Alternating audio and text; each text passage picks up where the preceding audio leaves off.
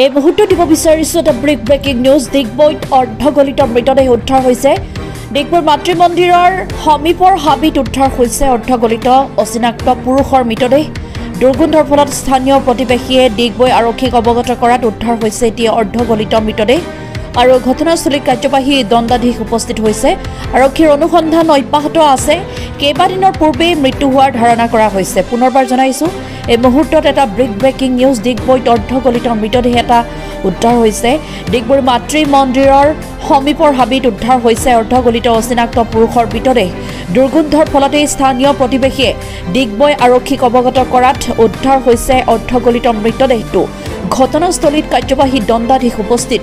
আৰক্ষীৰ অনুসন্ধান অব্যাহত আছে আৰু কেইবাদিনৰ পূৰ্বে মৃত্যু হোৱাৰ ধাৰণা কৰা হৈছে।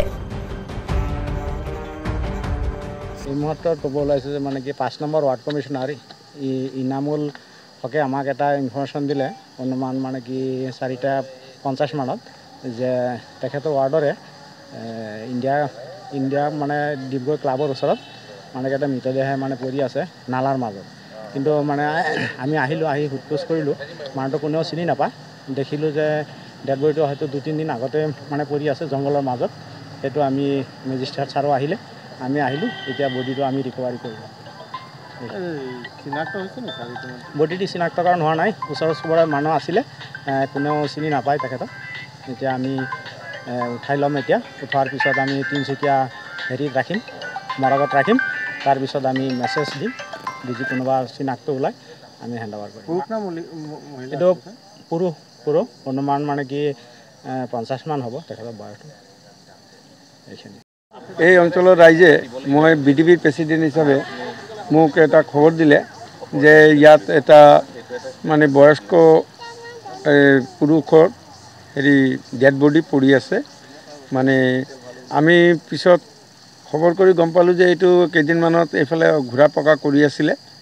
কৰি থাকি হয়তো কালি বা পৰহি ইয়াতে জংঘলৰ এই হাবিৰ মাজত আহি সোমাই তাতে মানে মৃত্যু হৈছে সম্ভৱ। মৃত্যু হোৱাৰ পিছত আজি 2 দিনমান হ'লেই কিজানি 2 দিন বা 3 দিন হ'ব, গন্ধ ওলাই গৈছে। সেইমতে আমি এই ৰাইজে কোৱা মতে আমি পুলিচক খবৰ দিলোঁ আৰু পুলিচে খবৰ পাই পুলিচ প্ৰশাসন ইয়াত আহিছে। আহি পেলাই ডেড বডিটো এতিয়া ৰিকভাৰ কৰিছে আৰু পৰৱৰ্তী পৰ্যায় ইয়াৰ উপৰি যিটো ব্যৱস্থা ল'ব লাগে বিশেষ ব্যৱস্থা পুলিচে ল'ব চাগে। গতিকে আমি ইমানটোহে ৰাইজ হিচাপে কৰি দিলোঁ।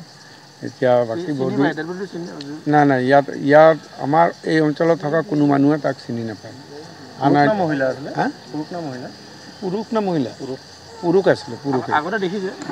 আগতে ইয়াত ঘূৰা পকাত দেখিছিলে। মানসিক অলপ বিকাৰগ্ৰস্ত আছিলে। এইটো মানে কি ইয়াৰ ৰাইজে মানে কি তাক থাকিবৰ কাৰণে এই বাছ ষ্টেণ্ড এটা যে আছে ৰাইজ ৰখিবৰ কাৰণে, তাত শ্বেল্টাৰ এটা দিছিলে তাতে থাকিবৰ কাৰণে। আকৌ তাৰ পৰা উঠি আহি আকৌ ক'ৰবাত কেনেকৈ ইয়াত পৰি থাকিলে বা কেনেকৈ কি হ'ল সেইটো আমি গম নাপাওঁ। কিন্তু ডেড বডি প্ৰত্যক্ষ কৰি ৰাইজে মোক খবৰ দিলে আৰু সেইমতে মই পুলিচ প্ৰশাসনক খবৰ দিলোঁ। এই জেগাডোখৰ নাম কি? এইটো কয় ক্লাব বস্তি মাতৃ মন্দিৰ। ক্লাব বস্তি মাতৃ মন্দিৰ।